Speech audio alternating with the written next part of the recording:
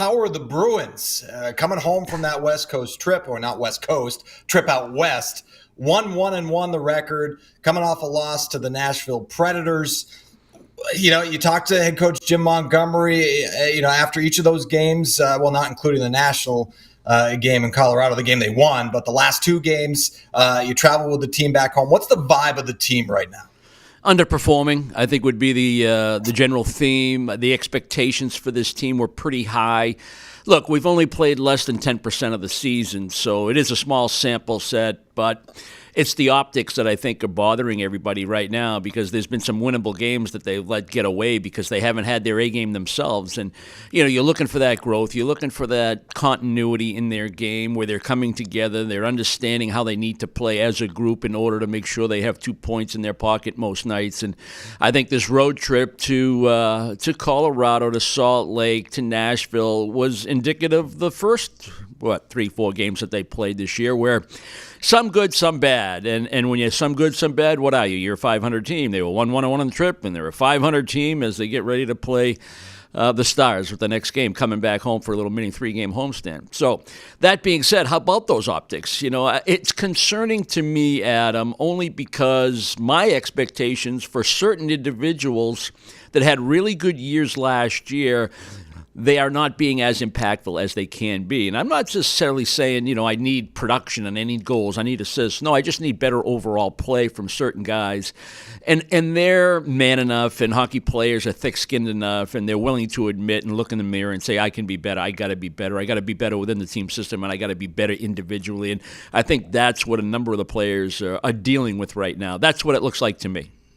Yeah, it's jarring, right? Because the last couple of years, they got off to a great start out of the gate.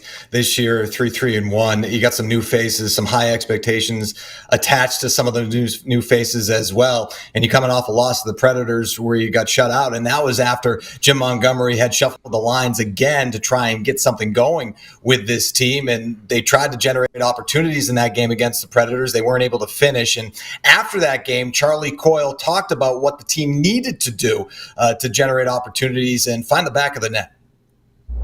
You got to find ways to get to the net more. It's usually a kind of a simple fix. You look at some video. Maybe we're not getting to the inside as much as we need to. Sometimes you got to claw your way to get those goals. Second, third, fourth efforts, rebounds. When that starts going to the net, simplifying things and putting yourself in positions to get shots, receive passes, go to the net, get rebounds. It's usually just got to simplify things. Sometimes you can overthink it. Who knows, we're doing that right now. Look at some video and we'll just get better from it.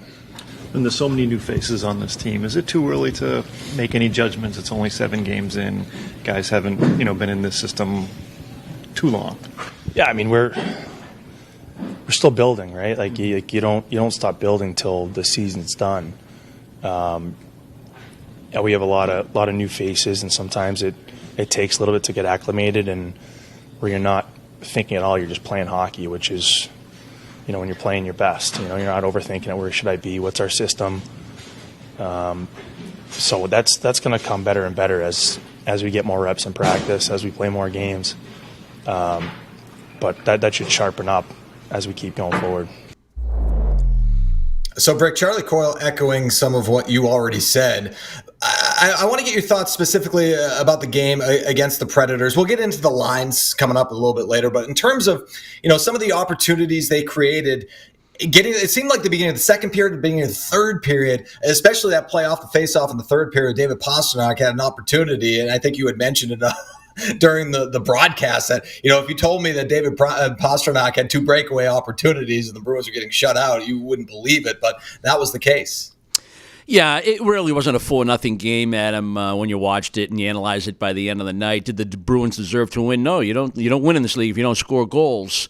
But if they do bury some of their high-danger chances, the quality scoring chances that they did have, and they had guys that can score goals in this league, proven goal scorers, that weren't finishing. And, a goal, a timing goal, it changes it changes everything, the whole makeup of the game and what's happening at ice level. And And it puts a little doubt in a team that had doubt coming in because they were 0-5. And because you don't score when you get those great opportunities and timely opportunities to answer goals that were scored against you, you're never going to win hockey games like that. But let's take it back, though, Adam, to Colorado. All right, the first game of the trip, first two periods, the Bruins were excellent. That's the hockey you think the Bruins should play on a much more consistent basis.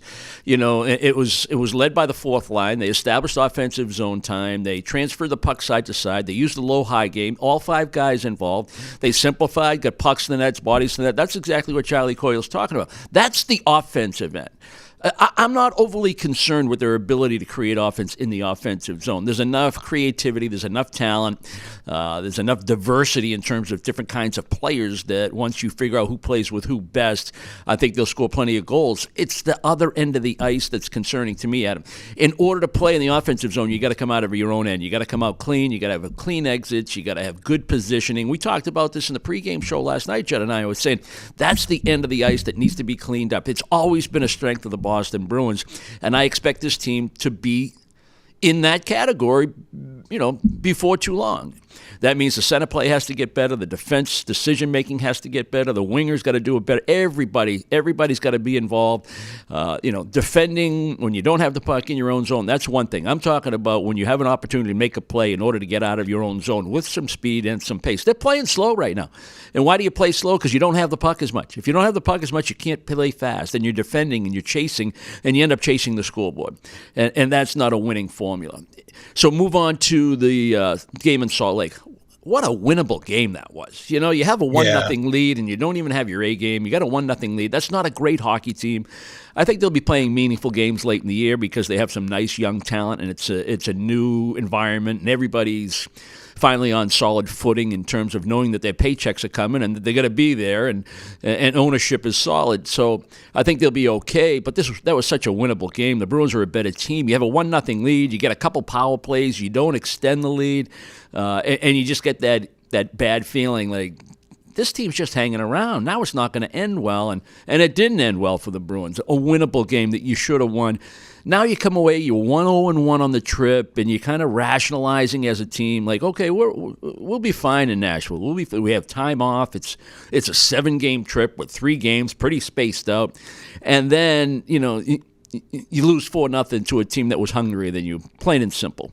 Was the work ethic there? Yeah, I think Jim Montgomery liked the work ethic. He thought that was some growth in his team game after the loss to Nashville, but it's that defensive zone and how they play with the puck when they have it in the defensive zone that's going to turn this thing in their favor.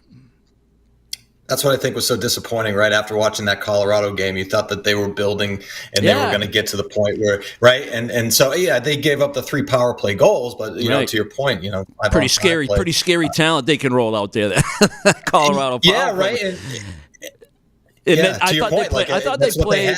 Yeah, and not to be too negative, just matter of fact, I thought they got a little too conservative in that third period. You know, they kind of hang on, and Korpisalo, every save mattered in that third period to make sure you secured the 2 points, and finally they get the empty netter, which was nice. But I love the way they played in the first 2 periods. They got their own zone clean. They didn't allow Colorado a lot of offensive time, which is what you got to do against teams that can score goals with the talent that they have on their high-end players. And they spent a lot of time in the offensive zone, and their puck retrieval was excellent. And that's the way they want to play night in and night out. And we've yet to see it on a consistent basis, and that's what they're trying to build. And Brick, I want to ask you a question about the trip itself in terms of the amount of games and the number of days that you're out on the road. Having that much time off in between games, does that hurt you?